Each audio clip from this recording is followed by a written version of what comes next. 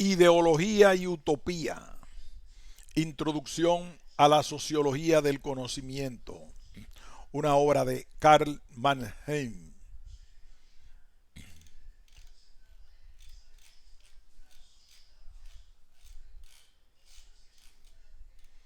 Prefacio.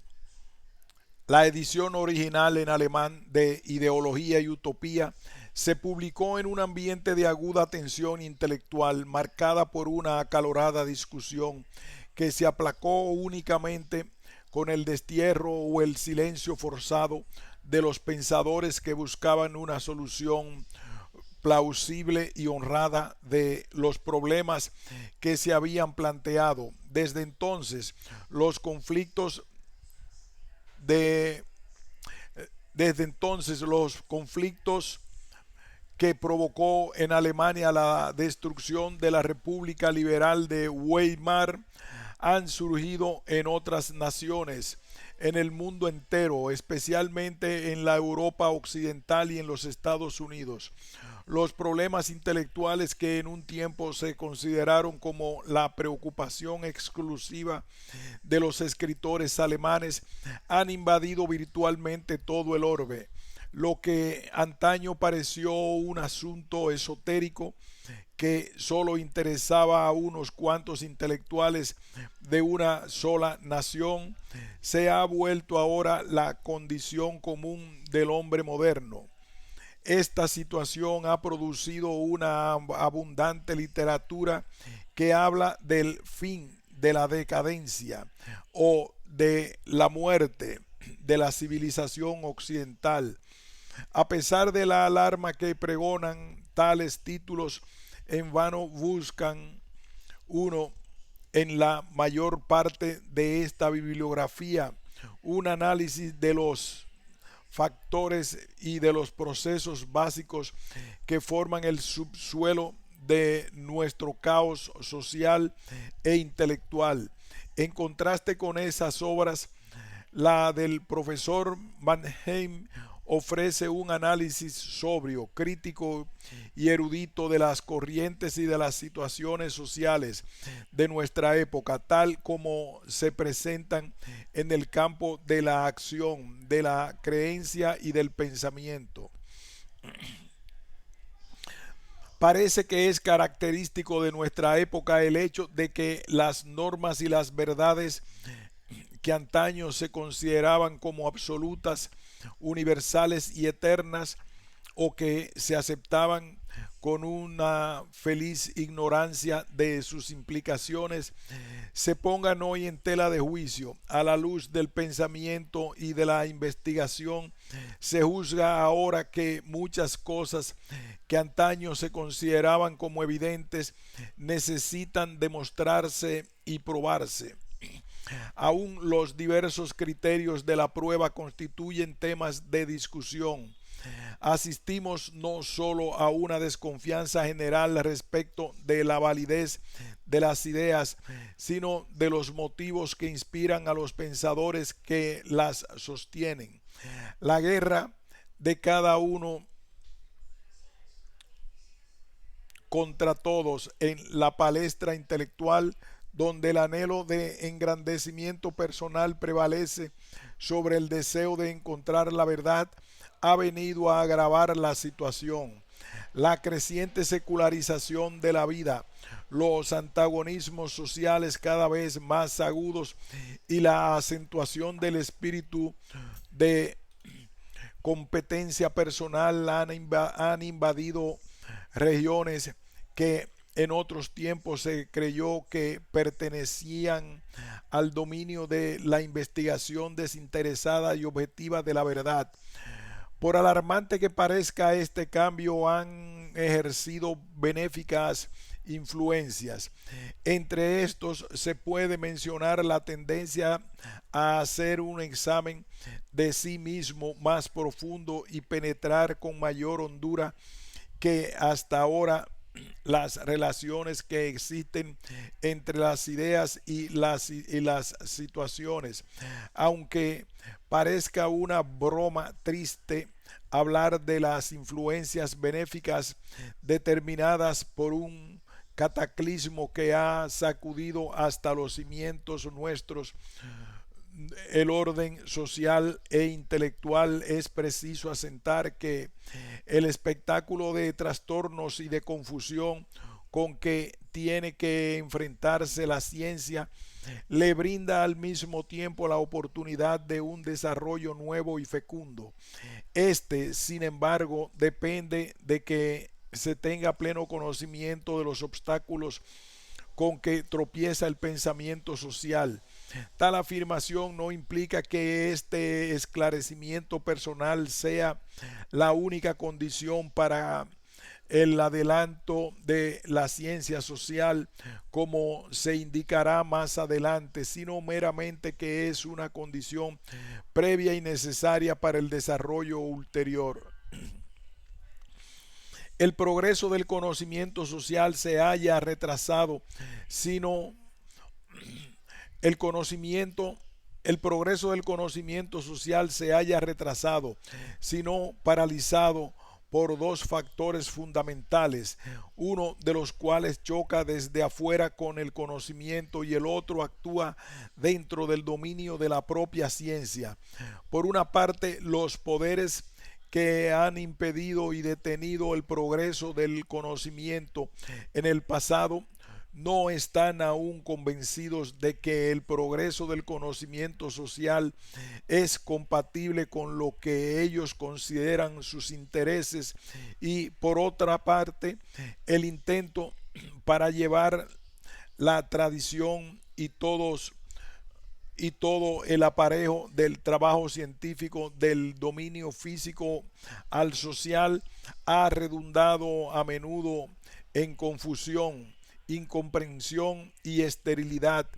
El pensamiento científico que se refiere a asuntos sociales ha tenido hasta ahora que entablar una guerra, sobre todo contra la intolerancia imperante y la represión convertida en institución. Ha, ha echado por ha luchado por conquistar una posición firme frente a sus enemigos del exterior, los intereses autoritarios de la Iglesia, del Estado y de la tribu.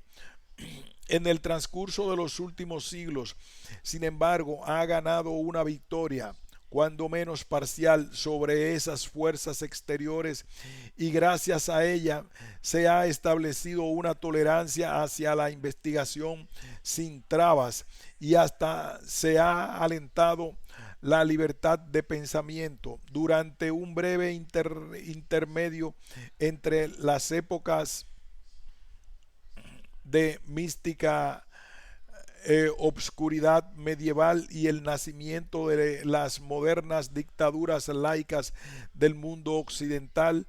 Prometió realizar la esperanza de los preclaros ingenios de todas las edades, la de, por ejemplo, ejercicio de la inteligencia.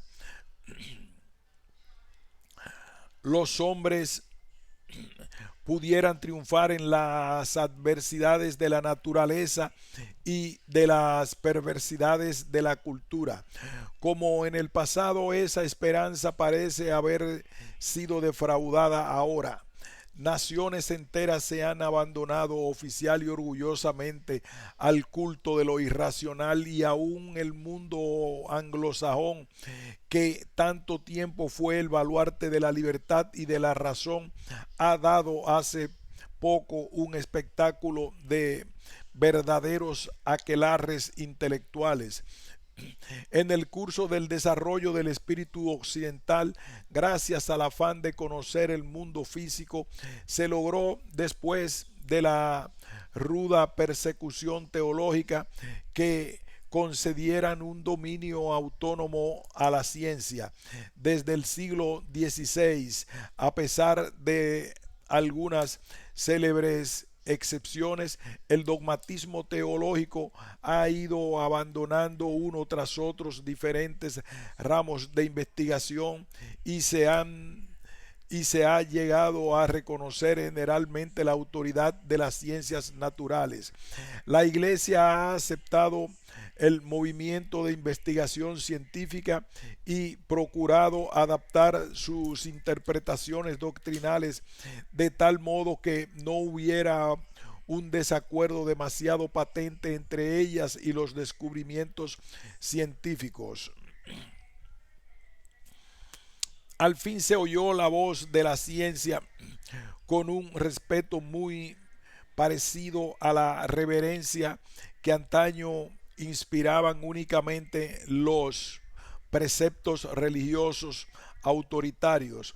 Las revoluciones que ha sufrido en las últimas décadas la estructura teórica de la ciencia no han mermado el prestigio de la investigación de la verdad, aunque en los últimos 5 años se ha sostenido a veces que la ciencia estaba ejerciendo una desastrosa influencia sobre la organización económica y que por lo tanto debería restringirse su producción, aunque las investigaciones en el ramo de las ciencias naturales han caminado con un paso más lento durante ese periodo.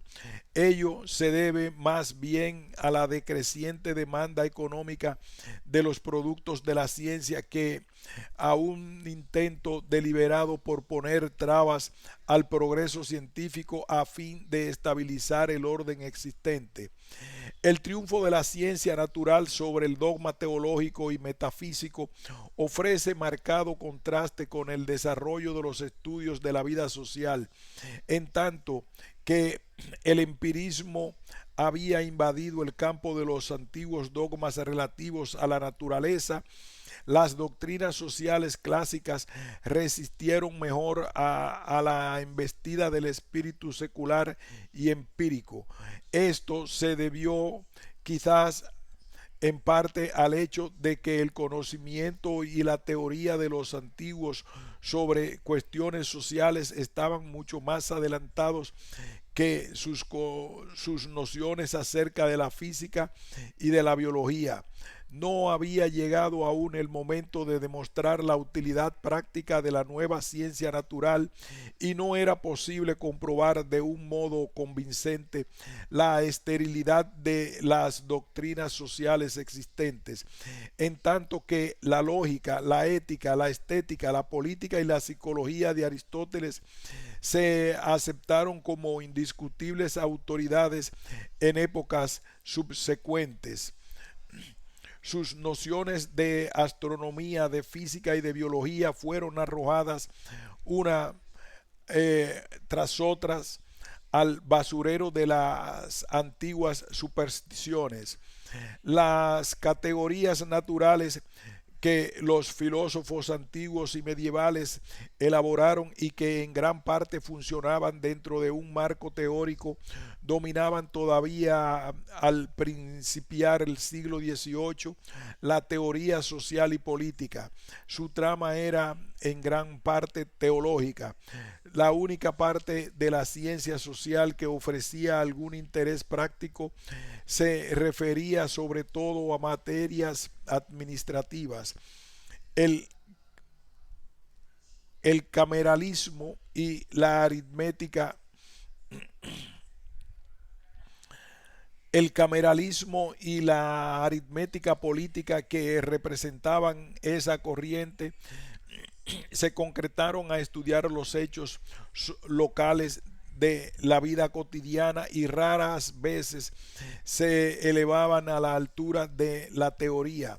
Por consiguiente, las ciencias sociales que tenían que resolver puntos controvertidos no podían pretender que habían alcanzado el mismo valor práctico que las ciencias naturales después de cierto periodo de desarrollo, ni tampoco aquellos pensadores de quienes únicamente dependía el adelanto de esa ciencia podían esperar que los apoyara la Iglesia o el Estado de los que el grupo más ortodoxo derivaba su sustento financiero o moral. Cuanto más secularizada se volvía una teoría social y política, tanto más atacaba los venerables mitos que justificaban el orden político vigente y más precaria se hacía la posición de las incipientes ciencias social. En el Japón contemporáneo ofrece un dramático ejemplo de la diferencia que existe entre los efectos de los conocimientos técnicos y la actitud que se asume respecto de ellos, por una parte, y los efectos de la sociedad, de la ciencia social y la actitud frente a ella, por otra. Desde el momento en que la nación se abrió a las corrientes de la influencia occidental, se aceptaron con entusiasmo los productos y los métodos técnicos del occidente, pero aún ahora se ven con desconfianza las influencias políticas y financieras del exterior y se pone a ellas marcada resistencia. El entusiasmo, el entusiasmo con el que se adoptan en el Japón los resultados de las ciencias físicas y biológicas presenta un hondo contraste con la forma prudente y reservada con que se cultiva la investigación económica, política y social. Estos temas se hallan aún incluidos en la mayoría bajo la denominación de lo que los japoneses llaman kikenchicho, es decir, pensamientos peligrosos. Las autoridades juzgan peligrosa la discusión de temas como la democracia, el constitucionalismo, el emperador, el socialismo y un sinfín de otras materias, porque el conocimiento de esos tópicos podría subvertir las creencias consagradas y el orden establecido. Pero a menos que se considere que esta condición es propia del Japón, se debería insistir en el hecho de que muchos de los tópicos incluidos bajo la rúbrica de pensamientos peligrosos en esa nación eran también tabú para hasta hace poco en las sociedades occidentales. Aún ahora, una investigación abierta, franca y objetiva de las instituciones y de las creencias más veneradas y sagradas se halla más o menos restringida en todos los países del mundo. Es virtualmente imposible, por ejemplo, aún en Inglaterra y en Norteamérica, investigar la realidad de los hechos concernientes al comunismo, aún de la manera más desinteresada, sin correr el riesgo de que se le ponga a uno el marbete de comunista. Es indiscutible, pues, que en cualquier sociedad existe una zona de pensamiento peligroso, en tanto que reconocemos que esa zona puede variar según la época y el lugar en conjunto. Los temas que llevan la señal de peligro son aquellos que la sociedad o los elementos que la dirigen consideran tan vitales y por consiguiente tan sagrados que no toleran que se les profane con la discusión. Pero lo que no se reconoce con la misma facilidad es que el pensamiento, aun cuando no exista censura, es causa de trastornos y en determinadas condiciones peligroso y subversivo. En efecto, el pensamiento es un agente catalizador capaz de disgregar la rutina, de desorganizar las costumbres, de socavar la fe y de provocar el escepticismo. Es preciso buscar el carácter distintivo del pensamiento social en el hecho de que cualquier afirmación por objetiva que sea, tiene ramificaciones que se extienden más allá de los límites de la propia ciencia, ya que la aseveración de un hecho relacionado con el mundo social concierne a los intereses de algún individuo o de algún grupo.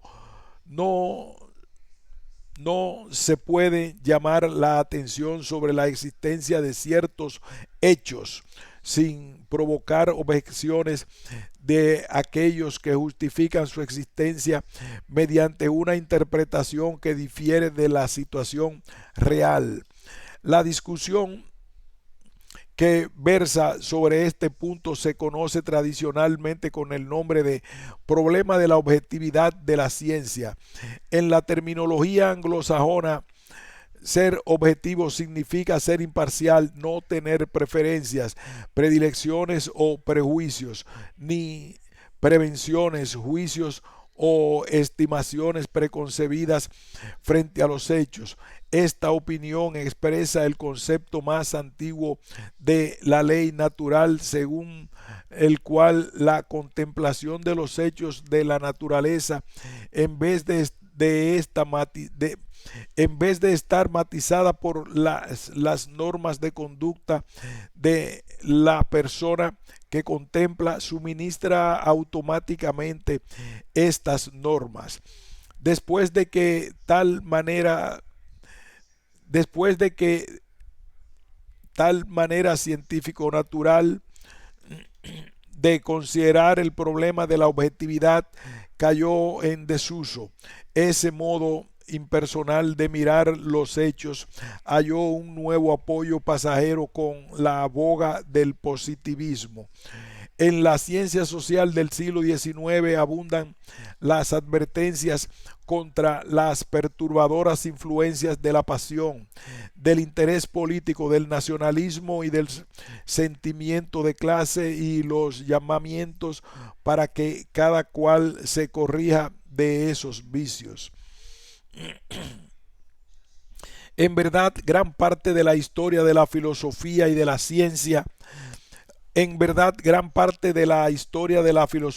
y de la ciencia modernas pueden considerarse como una orientación y tal vez como un impulso deliberado hacia ese tipo de objetividad.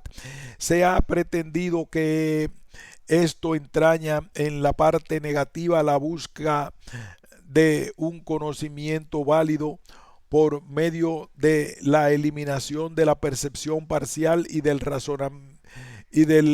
razonamiento incorrecto, y en la parte positiva la exposición de un punto de vista críticamente consciente y el desarrollo de sólidos métodos de observación y de análisis.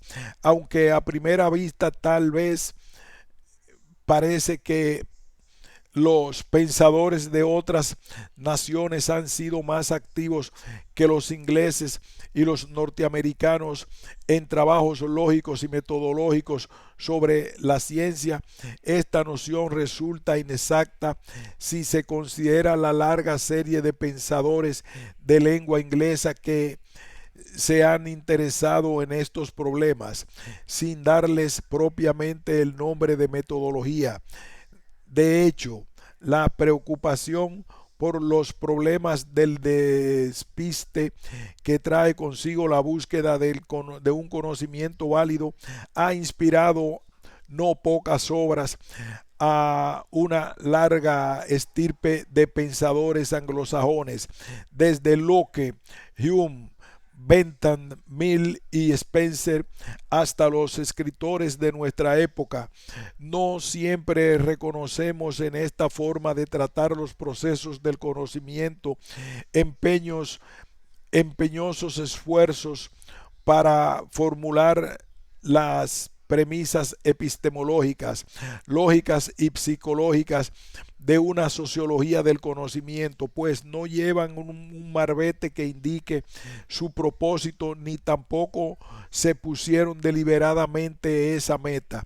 Sin embargo, siempre que la actividad científica se ha ejercitado de una manera orgánica y consciente, esos problemas han atraído hacia sí una atención considerable.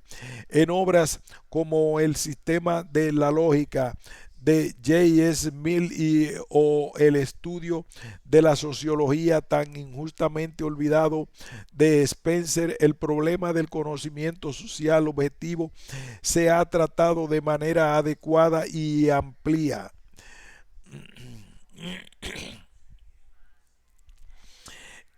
En obras como El sistema de lógica de J.S. Mill o el estudio de sociología tan injustamente olvidado de Spencer, el problema del conocimiento social objetivo se ha tratado de manera adecuada y amplia. En el periodo que sucedió a Spencer, ese interés por la objetividad del conocimiento social disminuyó un poco debido al predominio de las técnicas estadísticas representadas por Francis Galton y Carl Pearson. Pero, pero en la actualidad los trabajos en la actualidad los trabajos de Graham Wallace y de John Hobson, entre otros, marcan un renacimiento de ese interés. Norteamérica, a pesar de la árida descripción de su paisaje intelectual que figura con tanta frecuencia en las obras europeas, ha producido muchos pensadores que han tratado de resolver el problema. Por ejemplo, es notable la obra de William Graham Sumner, aunque abordó el problema de un modo algo indirecto a través del análisis de la influencia de los usos y costumbres de los pueblos sobre las normas sociales y no directamente ejercitando la crítica epistemológica. No obstante, gracias a la forma vigorosa en que llamó la atención sobre la influencia deformadora del etnocentrismo en el conocimiento, planteó el problema de la objetividad en un plan netamente sociológico.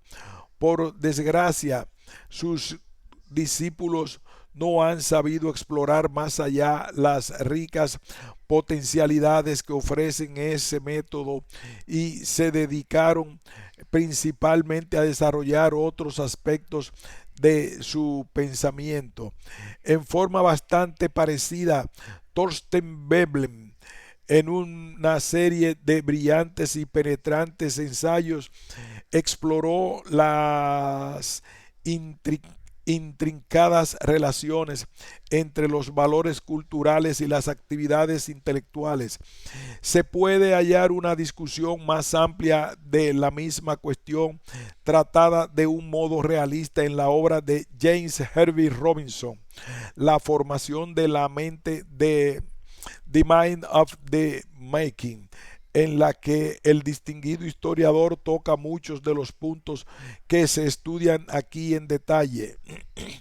Más recientemente, el profesor Charles A. Baird, en La naturaleza de las ciencias sociales, ha examinado la posibilidad de un conocimiento social objetivo desde un punto de vista pedagógico, de una manera que revela trazas de la influencia del profesor Mannheim.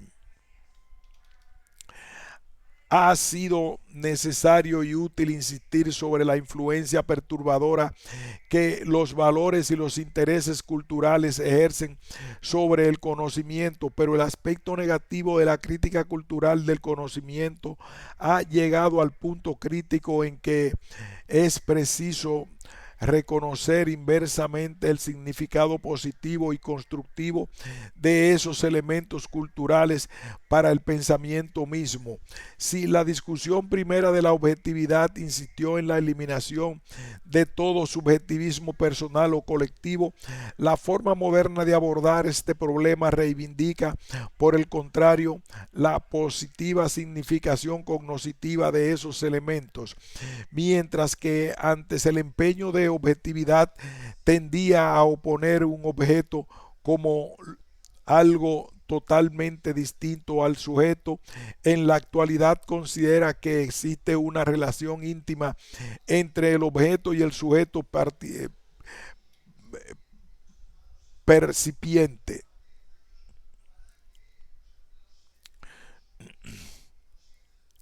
De hecho, el punto de vista más reciente sostiene que el objeto surge del sujeto mismo. Cuando en el curso de la experiencia el interés del sujeto se enfoca hacia ese aspecto particular del mundo, la objetividad cobra en tal forma un doble aspecto. En el primero, el sujeto y el objeto forman dos entidades distintas y separadas. En el segundo se insiste sobre la interacción que existe entre ambos, mientras que la objetividad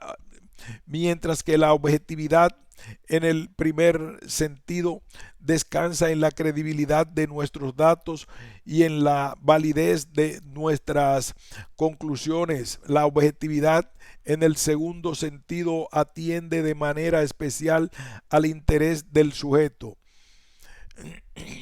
mientras que la objetividad en el primer sentido descansa en la credibilidad de nuestros datos y en la validez de nuestras conclusiones. La objetividad en el segundo sentido atiende de manera especial al interés del sujeto. En el campo de lo social en particular, la verdad no es meramente cuestión de simple correspondencia entre el pensamiento y lo existente, sino que está teñida por el interés del investigador en la materia que estudia, por su punto de vista, sus valoraciones, en una palabra, por la definición del objeto de su atención. Este concepto de la objetividad no implica, sin embargo, que resulte imposible en lo sucesivo establecer una distinción entre la verdad y el error. No significa que la opinión de la gente sobre lo que constituyen sus percepciones, sus actitudes, sus ideas y la convicción que quiere comunicar a los demás corresponda a los hechos.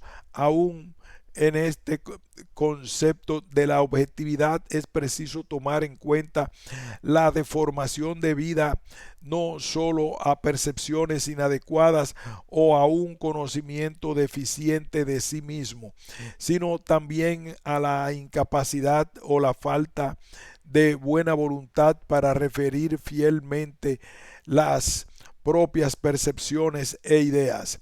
Esta concepción del problema de la objetividad que sirve de fundamento a la obra del profesor Mannheim no parecerá del todo extraña a aquellas personas que se han familiarizado con la corriente filosófica norteamericana representada por James Peirce, Mead y Dewey.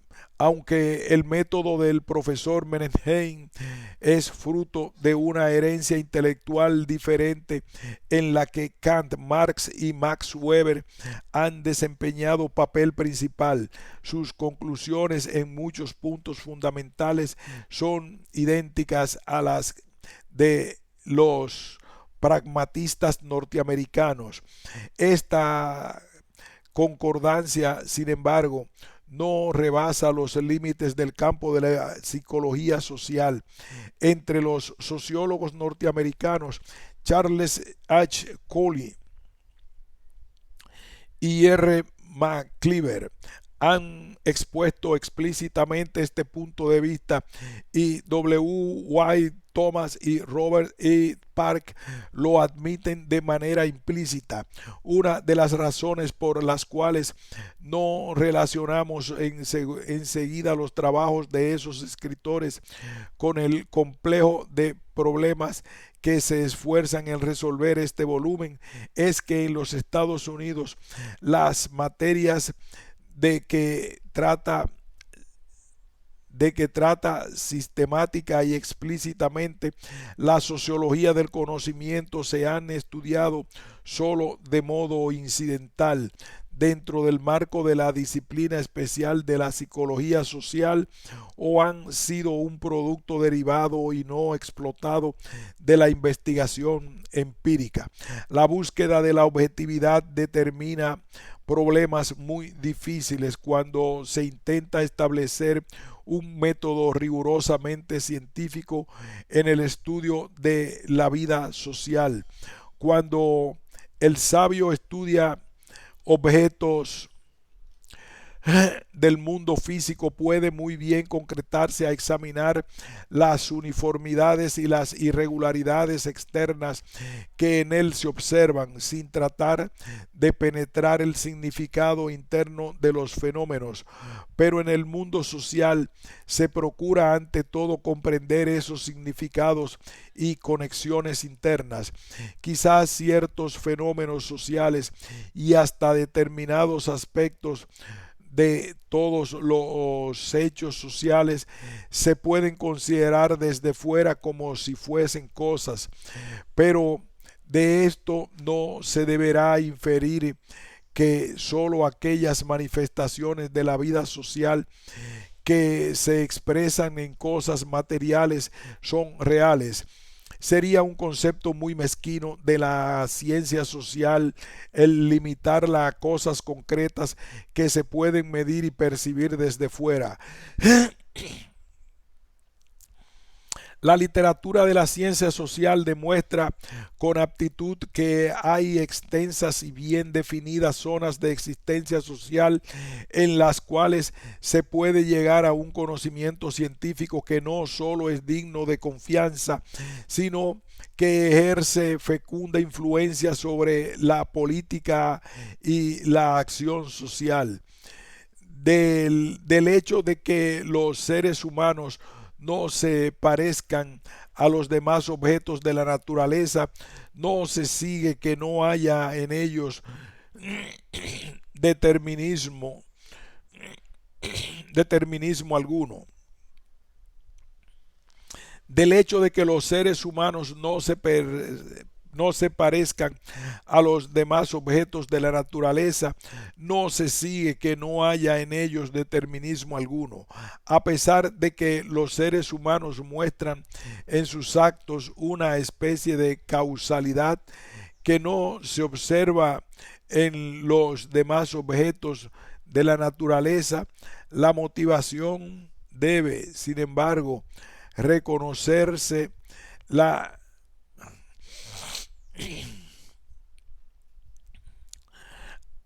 A pesar de que los seres humanos muestran en sus actos una especie de causalidad que no se observa en los demás objetos de la naturaleza, la motivación debe, sin embargo, reconocerse la necesidad de suponer la existencia de determinadas secuencias causales que se aplican en el campo de lo social, lo mismo que lo hacen en el mundo físico.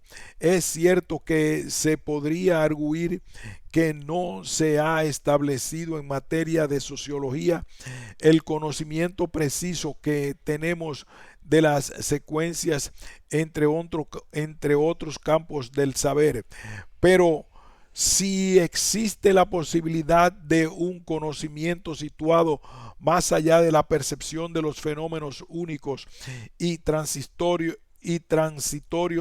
del momento, la posibilidad de descubrir tendencias generales y series previsibles de acontecimientos análogas a las que se encuentran en el mundo físico debe aceptarse también para el mundo social.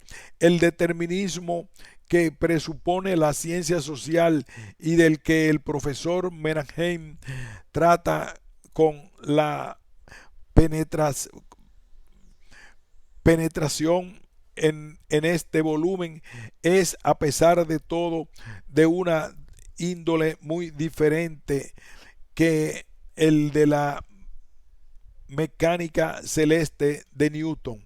Algunos sociólogos pretenden que la ciencia social debe limitarse a estudiar las causas de los fenómenos reales, porque la ciencia nada tiene que ver con lo que debe hacerse, sino más bien con lo que puede hacerse y la forma de hacerlo.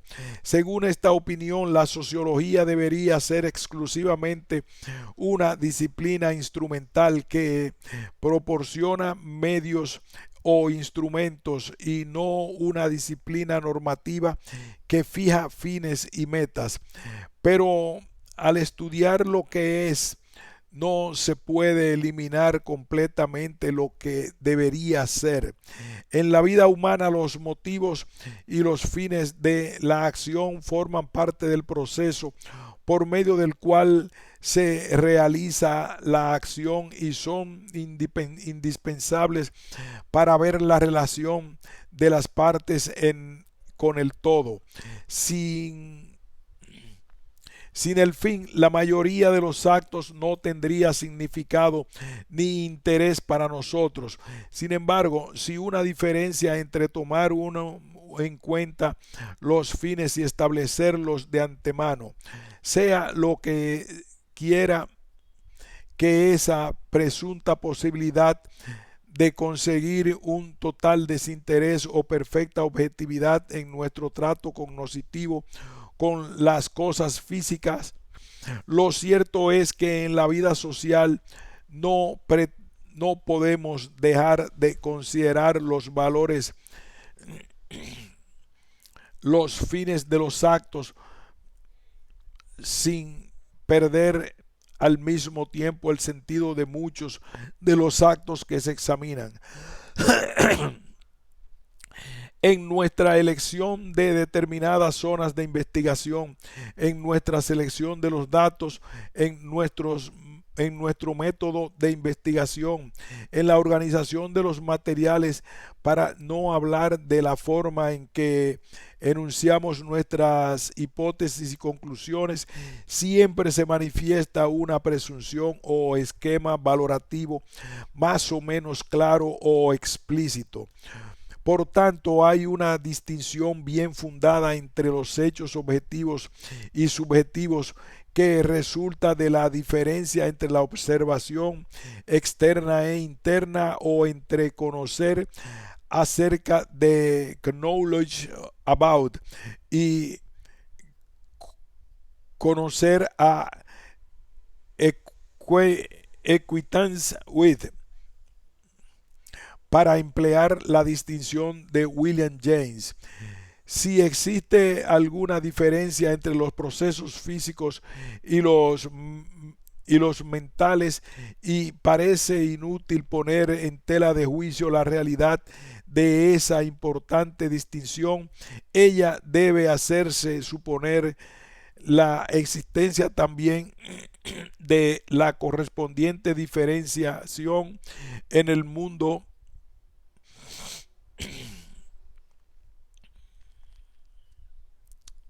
Ella debe hacernos suponer la existencia también de la correspondiente diferenciación en el modo de conocer esas dos clases de fenómenos.